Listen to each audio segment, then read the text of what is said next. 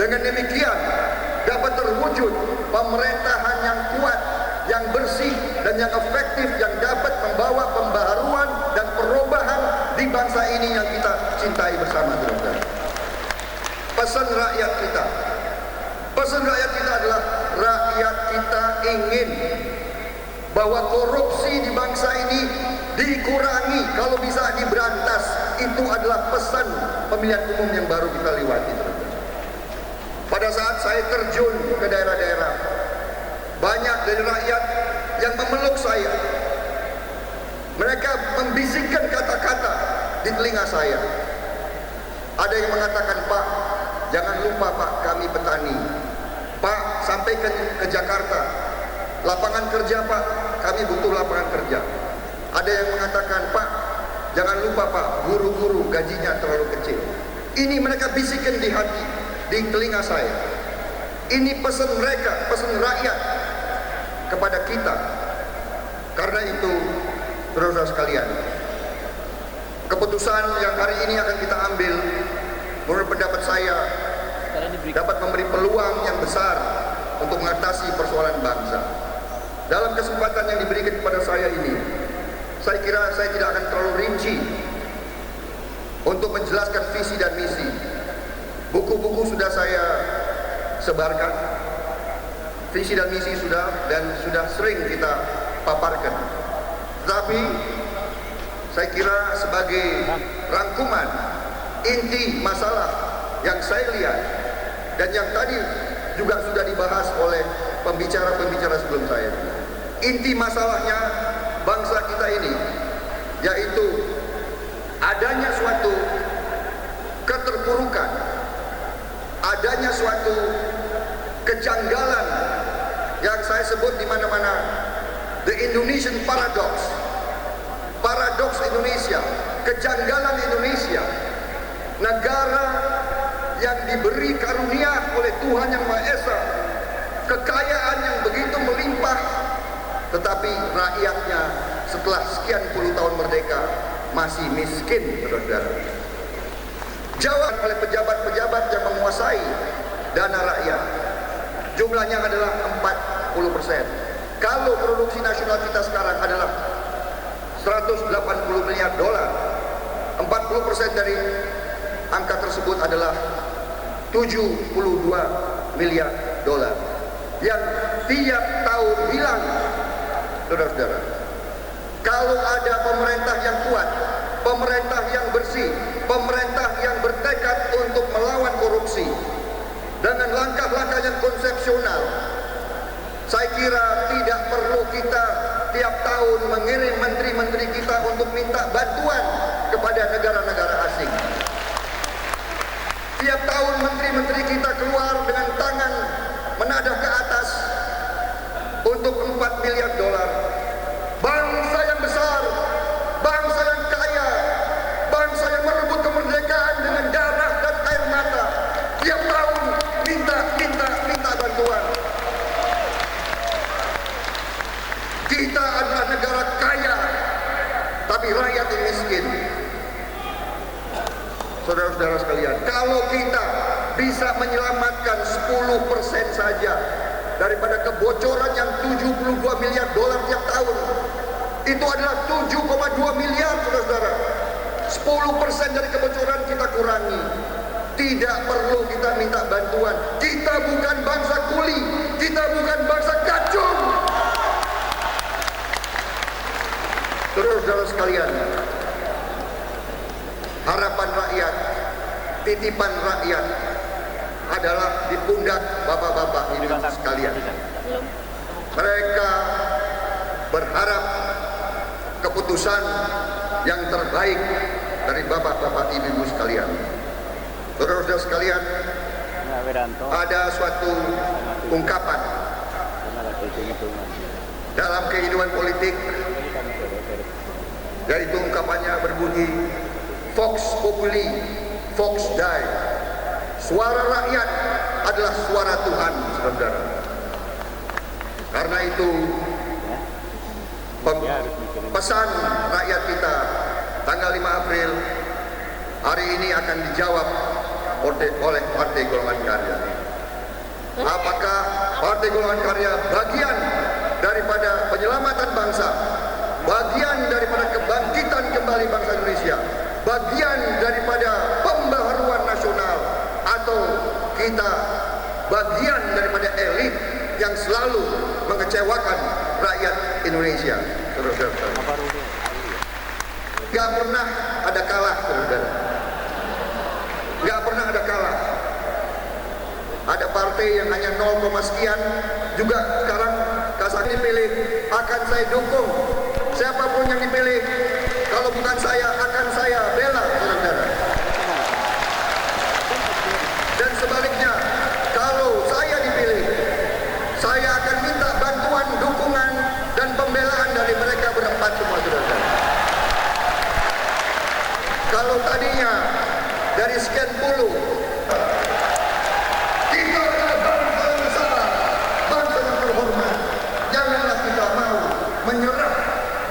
Janganlah kita hianati harapan orang-orang miskin yang sekarang ini berharap kepemimpinan yang baik. Mereka tidak ingin dipimpin oleh orang-orang yang maling. Mereka tidak ingin disebut bahwa bangsa mereka itu adalah bangsa korup. Mereka tidak ingin bahwa kita selalu tiap tahun dinilai bangsa paling korup di dunia. Mereka tidak ingin. Saya kira mereka tidak pantas dipimpin oleh orang-orang korup. Mereka berharap kepemimpinan yang baik. Mereka harap kepemimpinan yang bersih, dan saya yakin dengan kepemimpinan yang bersih, efektif, kita mampu menyelamatkan kebocoran-kebocoran tadi, sehingga kita mampu untuk kita beri yang layak kepada rakyat kita. Mereka mengharapkan, cita-cita mereka tidak banyak. Mereka berharap lapangan kerja yang layak, bisa menyekolahkan anak-anak mereka. Kalau sakit ada rumah sakit dan poliklinik. Mereka berharap keamanan. Itu saja yang mereka harapkan, saudara-saudara. Saya kira tidak terlalu panjang lebar. Solusi yang saya tawarkan sebetulnya tadi intinya secara rinci bisa disebut perlunya pemerintahan yang kuat, bersih, efektif, perlunya pemberantasan korupsi, perlunya reorientasi strategi ekonomi kita. Kita harus mampu menciptakan kemandirian ekonomi, saudara-saudara. Kita harus bisa berdiri di atas kaki kita sendiri, saudara-saudara, dengan mengendalikan devisa kita, menjaga devisa kita, dengan menjaga penghasilan-penghasilan kita, dengan reorientasi strategi pertanian. Kita perlu menciptakan lapangan kerja, kita perlu swasembada pangan. Saya tidak setuju dengan seorang menteri dalam pemerintah sekarang yang mengatakan bahwa bangsa Indonesia tidak mampu swasembada pangan. Saya tidak setuju, dan ahli-ahli pertanian sudah mengatakan juga itu tidak benar. Kita mampu swasembada pangan, saudara-saudara. Dan kalau saya mendapat mandat, kalau saya dipercaya, itu adalah salah satu program saya yang paling utama, saudara-saudara. Menghemat devisa, menciptakan lapangan kerja, dan menjamin swasembada pangan bagi 220 juta bangsa Indonesia, saudara-saudara sekalian. Saudara kontestan 5 Ketua DPD 1 Papua, Pak Joni Ibu. Jadi saya kira memang dalam suatu demokrasi yang kita bangun, tentunya yang tercipta adalah apa yang disebut check and balance. Kalau dulu katakanlah kita dalam sistem eksekutif sangat kuat, sistem yang otoriter, legislatif itu ya selalu akan mengiyakan atau condong untuk mengiyakan apa kehendak eksekutif. Tapi dengan demokrasi yang kita bangun, terciptalah check and balance. Legislatif menjadi sangat kuat, legislatif bisa mengontrol, mengendalikan eksekutif. Kalau eksekutif dipandang oleh legislatif melakukan kebijakan-kebijakan yang oleh legislatif dianggap tidak menguntungkan kepentingan nasional, maka legislatif condong akan memblokir. Nah, karena itulah saudara-saudara, yang saya katakan peluang sejarah yang kita hadapi sekarang ini adalah bahwa Partai Golongan Karya menang dalam legislatif. Partai Golongan Karya adalah nanti fraksi terbesar dalam DPR RI, saudara-saudara. Sehingga kalau eksekutif pun dipimpin oleh kader Golkar, maka diharapkan akan ada bukannya saling memblokir, tapi ada efektivitas dalam menjalankan pemerintahan. Nah, sekarang tentunya kita mengerti hierarki daripada hukum. Yang paling atas Undang-Undang Dasar, kemudian produk-produk yang berjenjang, ya tentunya produk yang lebih rendah itu harus kalah terhadap produk hukum yang lebih atas. Saya kira itu sikap saya. Kalau saya sebagai mandataris, sebagai presiden, saya harus menjaga dan menjalankan ketentuan-ketentuan hukum, saudara. Ya, jadi saya kira itu jawaban saya kepada Pak Joni Ibu. Tadi dari Kalimantan Tengah, masalah Orde Baru, saudara. Saya kira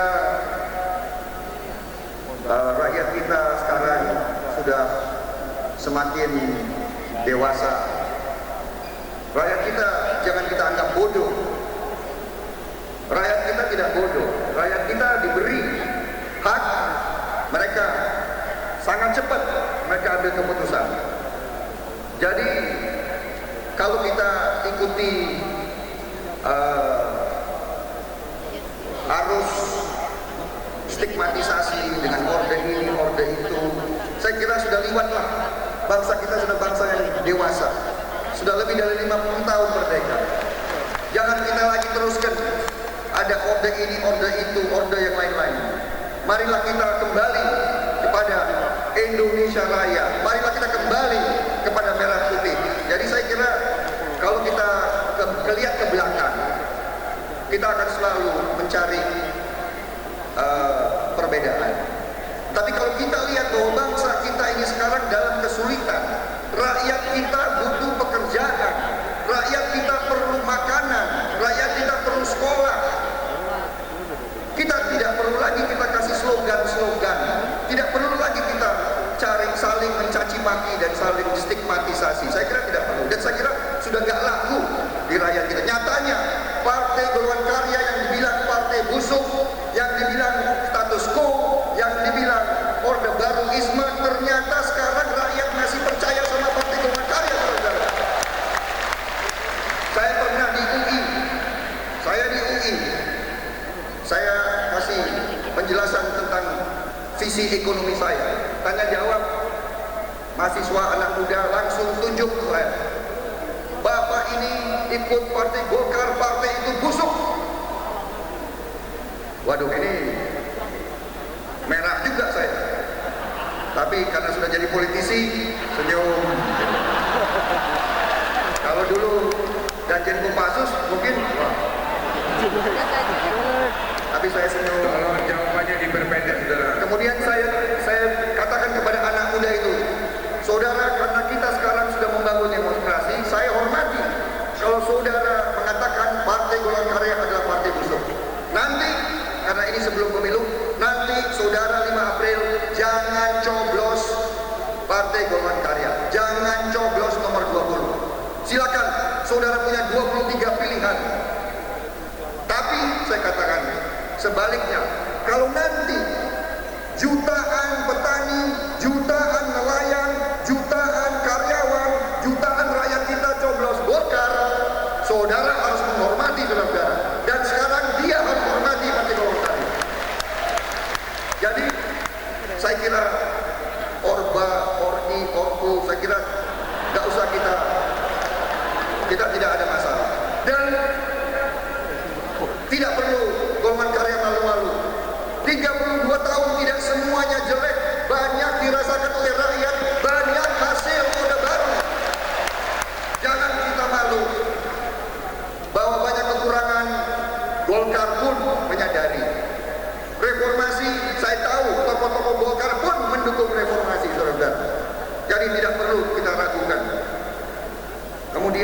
tadi dari Pak Ketut Suwandi, Golkar, kalau terpilih, saya kira ini adalah masalah kita bersama, saudara-saudara.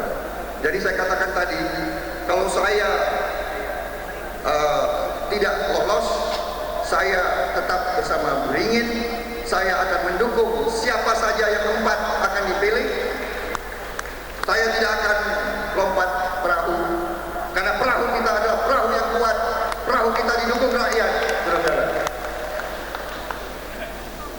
Kalau saya jadi yang terpilih, saya akan minta bantuan empat-empatnya rekan-rekan saya kontestan dalam hal ini, saya kira, ya.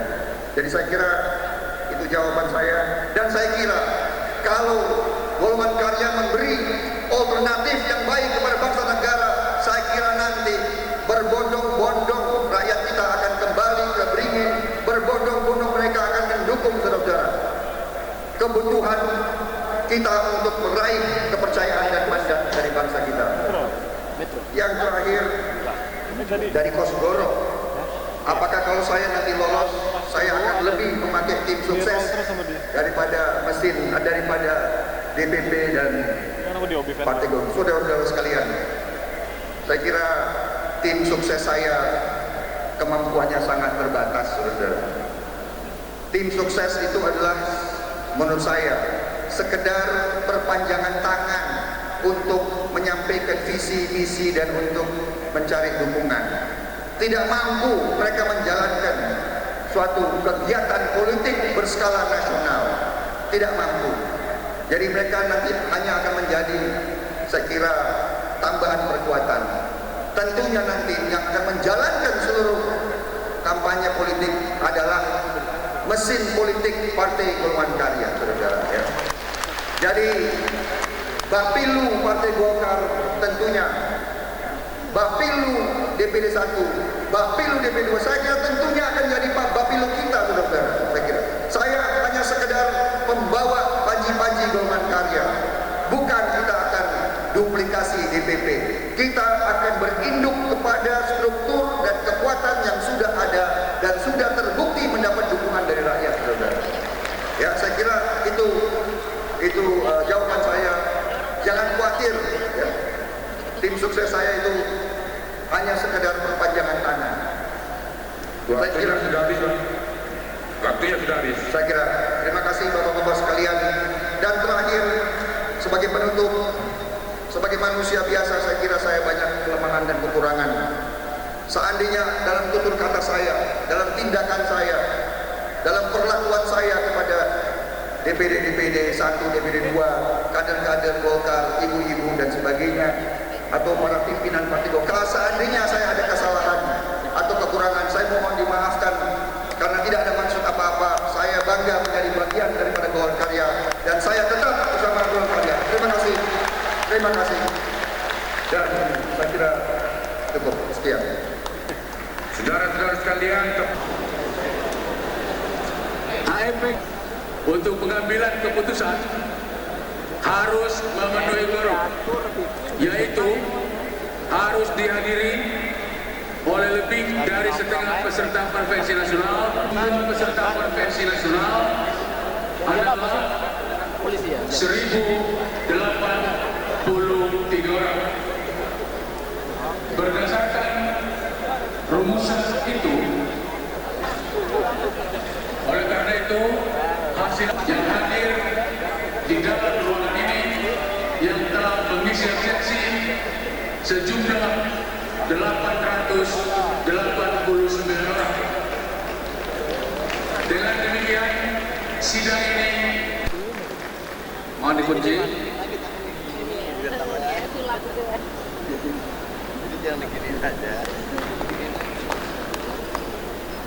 Kuncinya diserahkan pimpinan sidang.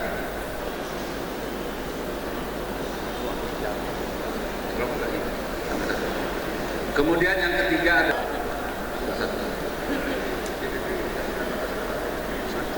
5 nama kontestan dan para peserta hanya mencoblos di nomor yang ditandai merah. Pengertian abstain ada Kabupaten Aceh Tengah, dan Kabupaten Aceh Timur.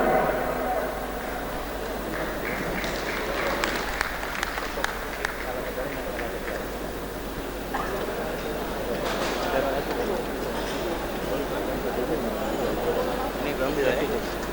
Lihat dulu kan.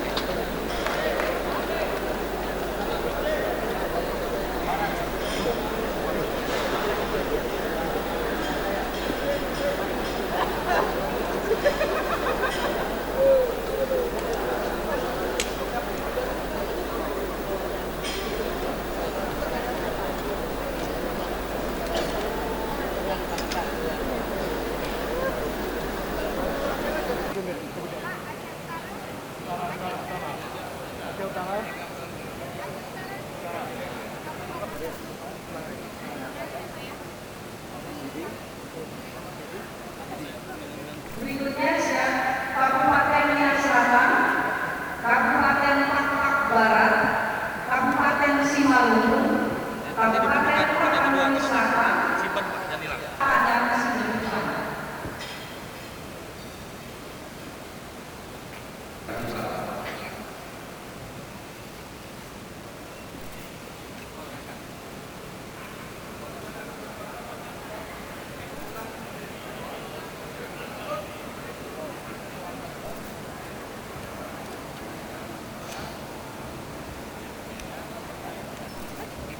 Belum Cirebon kali. Cirebon kali.